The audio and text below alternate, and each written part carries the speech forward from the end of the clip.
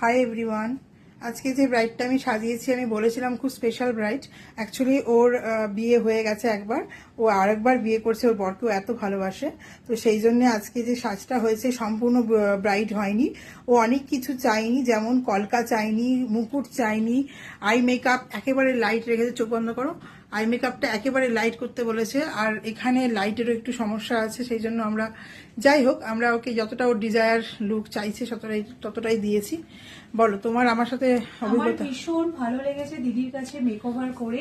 আমি চেয়েছিলাম একটা খুব সিম্পল মেকআপ করতে, তো দিদি আমাকে স্যাটিসফাইড করেছে। Thank you so much. Next time আমি বারবার আমি ওকে অনেক এর থেকেও অনেক ডার্ক মেকআপ দিতে পারতাম, বাট ও একদমই চায়নি। আমি ভীষণ স্যাটিসফাইড।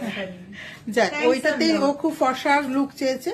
ও একদমই মানে কন্ট্রোর ফন্টোর এসব একদম পছন্দ করে না। ও ফর্সা লুক চেয়েছে, ফর্সা লুক দিতেই আমি বাধ্য হয়েছি, যেটা ওর পছন্দ। তো প্রচন্ড ড্রাই স্কিন, সেই জন্য দুবার মেকআপ আমাকে তুলতেও হয়েছিল, ফেটে গেছিল বলে।